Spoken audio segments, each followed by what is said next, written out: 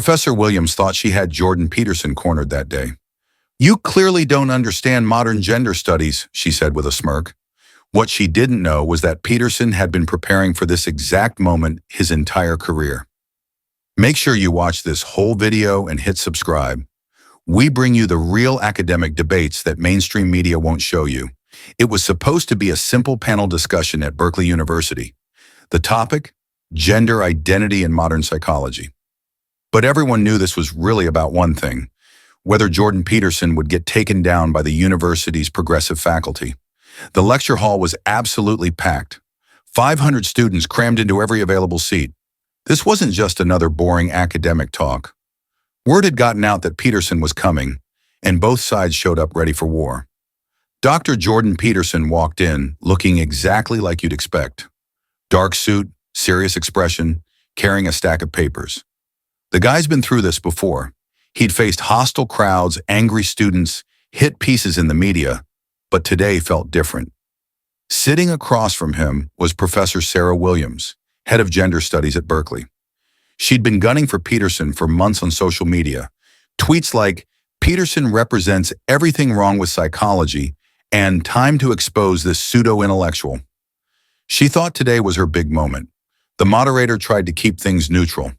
"We're here to discuss different perspectives on gender identity research." But you could feel the tension. This wasn't going to be some polite academic chat. Peterson sat quietly, organizing his notes. Williams kept glancing at him with this look like she already knew she'd won. She had her whole department backing her up. The students were mostly on her side, and this was her turf. What she didn't realize was that Peterson had spent decades dealing with exactly this kind of situation. Clinical psychology, difficult patients, hostile colleagues. He'd seen it all. The discussion started normally enough. Peterson explained his research on personality differences between men and women, basic stuff, statistical distributions, temperament variations, nothing controversial if you actually understand psychology. But Williams couldn't wait to jump in. "Dr. Peterson, your so-called research is just dressed up sexism.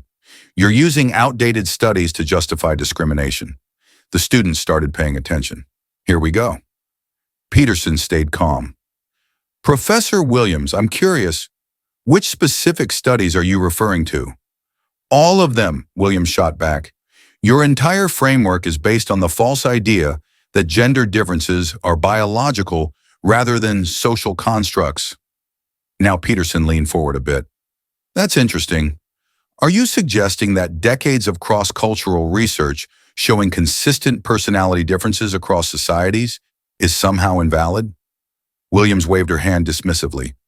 "Those studies are all contaminated by patriarchal assumptions. You clearly don't understand modern gender studies." And there it was, the line she shouldn't have crossed. Peterson's whole demeanor changed. Not angry, just focused, like a surgeon about to operate. "Professor Williams, I've been doing this for 30 years. I've published over 100 peer-reviewed papers. I've treated thousands of patients. So when you say I don't understand something, I need you to be very specific." Williams laughed. Actually laughed. "Dr. Peterson, your research is ancient history. We've moved beyond your binary thinking." "Binary thinking?" Peterson's eyebrows went up. "Could you explain what you mean by that?" "You treat gender like it's just male and female. That's completely outdated. Gender is a spectrum. It's fluid. It's socially constructed. Your psychology is stuck in the 1950s. Peterson opened one of his folders. "I see. And this conclusion is based on what empirical evidence exactly?" "Evidence?" Williams looked around like Peterson had asked something ridiculous. "Dr. Peterson, lived experience is evidence. Student testimony is evidence. You can't just ignore people's realities." "Oh boy, Peterson's about to unload." Peterson set down his pen and looked directly at Williams. "Professor, let me walk you through something. In my clinical practice, I've worked with hundreds of individuals struggling with gender dysphoria and identity issues. Your clinical practice is probably harmful to—" "I'm not finished." Peterson's voice got that edge to it. "These are real people with real suffering, and what I've learned is that the human psyche is incredibly complex. Identity formation involves biological factors, psychological development, social influences, and personal narrative. Williams rolled her eyes. That's just... Wait, Peterson held up his hand. Now, when you reduce all of this complexity to social construction, you're not helping these individuals. You're oversimplifying something that requires nuanced understanding. But gender is socially constructed, Williams insisted.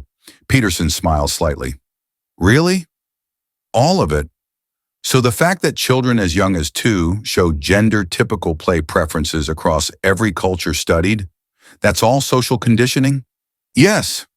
And the cross-cultural studies showing the same personality differences in the most egalitarian societies, also social construction? Williams was getting frustrated.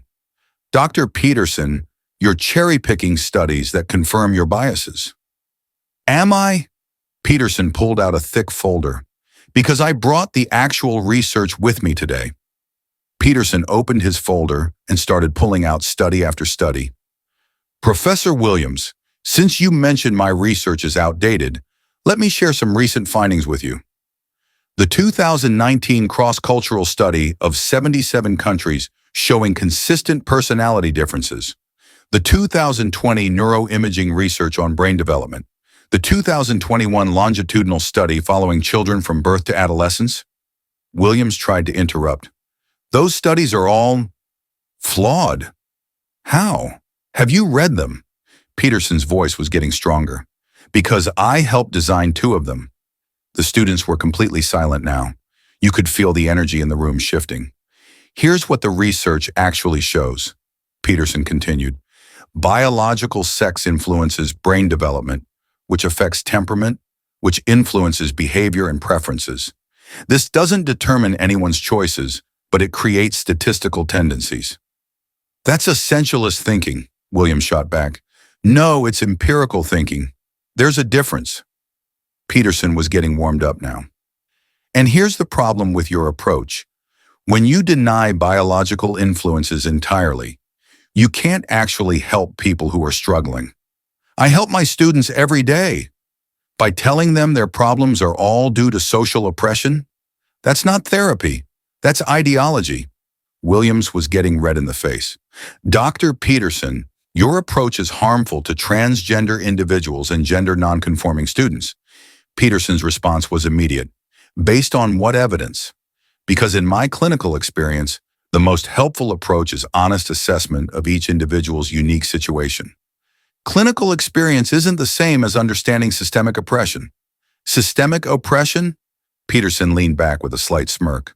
Professor Williams, do you actually work with individual patients? I work with students. That's not what I asked. Do you provide clinical treatment? Williams hesitated. I focus on education and advocacy. I see. So you have theories about psychological treatment, but you don't actually do psychological treatment. The room got really quiet. That hit hard. My work is just as important as yours, Williams snapped. Peterson's eyebrows went up. Important? Sure. But when you criticize clinical approaches without any clinical experience, that's like me critiquing brain surgery without ever holding a scalpel. Williams looked around desperately. You're being condescending. No, I'm being accurate. There's a difference. Williams was clearly getting rattled. Dr. Peterson, your research has been debunked by numerous scholars. Peterson tilted his head. Which scholars? Can you name them? It's well known. Well known? Peterson actually chuckled. Professor, well known isn't a citation. I asked for names and specific criticisms. Williams started fumbling through her notes frantically. There are many critiques of your methodology, such as your sample sizes were too small. Peterson's smile got wider. Professor, my largest study had over 50,000 participants across 60 countries. What would you consider an adequate sample size? 1 million? 10 million? Williams looked like she'd been slapped. She clearly hadn't expected Peterson to have actual numbers ready. And, Peterson continued, his voice getting sharper, since you mentioned methodology, what statistical approaches do you use in your own research? I don't focus on quantitative methods. Peterson paused for effect. So you critique statistical research without doing statistical research yourself. That's interesting. The students were starting to murmur. This wasn't going how Williams had planned. You don't understand qualitative research. Williams shot back desperately. Actually, I do. I've published qualitative studies too. Have you read any of them? Silence. I'll take that as a no. Williams made one last desperate attempt. Dr. Peterson, your ideas contribute to discrimination and violence against marginalized communities. Peterson's face got serious, but not in the way Williams expected. That's a very serious accusation, Professor. Almost libelous, one might say. Do you have any evidence that my research or clinical work has led to violence? Your rhetoric creates a hostile environment. My rhetoric? Peterson's voice got cold. You mean peer-reviewed scientific papers published in respected journals? You know what I mean. Actually, I don't, and that seems to be a running theme here. Could you be specific about which statements I've made that you find problematic? Actual quotes would be helpful. Williams was flailing now. Everything you say about gender reinforces harmful stereotypes. Such as? That men and women are different. Peterson stopped and stared at her. Professor Williams, are you seriously arguing that men and women are identical in all psychological and behavioral measures? I'm arguing that differences are socially constructed. All differences? Yes. Peterson looked around the room like he couldn't believe what he was hearing. So the fact that men are physically stronger on average, social construction. Physical differences are different. Peterson's eyes lit up. But you just said all differences were socially constructed. Are you changing your position already? Williams realized her mistake and turned red. I meant psychological differences. All psychological differences? So the fact that women score higher on trait agreeableness across every culture studied, that's purely social? Williams was trapped and everyone could see it. What about the fact that male variability in cognitive abilities is consistently higher? Social construction too. You're twisting my words. No, Professor, I'm using your words. You said all psychological differences are socially constructed. I'm just checking if you actually meant that. Williams looked like she wanted to disappear. Peterson decided to go for the kill. Professor Williams, let me ask you something personal. Have you ever treated someone with severe depression? That's not my area. Have you ever worked with someone contemplating suicide? Dr. Peterson, this isn't relevant. Peterson's voice got sharp. It's completely relevant. Because when someone is in psychological crisis, your ideological theories don't help them. Evidence-based treatment helps them. The room was dead silent. And here's what really bothers me about your approach, Peterson continued, his voice getting more intense. When you reduce complex psychological phenomena to simple social explanations, you're not just wrong, you're harmful. Williams tried one more time, but your approach ignores systemic issues. Peterson laughed, actually laughed out loud. Professor, I address individual suffering, which is what psychology is supposed to do. What do? Hold seminars about microaggressions? The students started murmuring. Some were actually smirking. You sit in your office theorizing about oppression while I'm in my clinic actually helping people overcome their problems. Williams was getting desperate. You're being cruel. No, I'm being honest. And apparently that's something you're not used to in your department. Peterson gathered his papers slowly, deliberately. Professor Williams, I've spent 3 decades studying personality, treating patients, and conducting research. You've spent your career... What exactly? Writing papers about social construction that nobody reads? Williams just sat there, mouth open. If you want to critique my work, I welcome it. But next time, maybe do your homework first. Maybe read the actual studies. Maybe get some real experience. Peterson stood up and looked around the room. This is what passes for academic discourse these days? Someone makes wild claims without evidence, then gets offended when asked for specifics? He shook his head. Students, you deserve better than this. You deserve professors who actually know what they're talking about. Williams finally found her voice. You can't talk to me like that. Peterson paused at the door and looked back. Professor, I just did. And unlike your theories, it was based on observable evidence. And with that, he walked out, leaving Williams sitting there in complete humiliation. Williams sat there in complete shock. Her face was bright red, her hands were shaking, and she looked like she might cry. The students were all staring at her, some with their mouths open. The moderator, who had been silent through most of this massacre, cleared his throat nervously. Well, that was certainly a lively discussion. But the damage was done. Students were already pulling out their phones, recording Williams' defeat. A few were actually laughing. Not loudly, but you could hear the snickers. One brave student raised his hand. Professor Williams, do you have a response to Dr. Peterson's points? Williams tried to compose herself.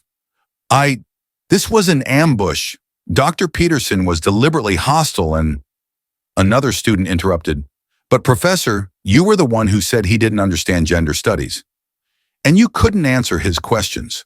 Williams looked around desperately for support, but even the other faculty members in the room were avoiding eye contact. This discussion is over, she said weakly, starting to pack up her things. But the students weren't done. Professor Williams, have you actually read Dr. Peterson's research? Called out another voice. What about those studies he mentioned? Are they real? Why didn't you bring any evidence to back up your claims? Williams was trying to leave, but students kept asking questions. It was turning into a complete rout. Finally, she snapped, You're all just Peterson fanboys.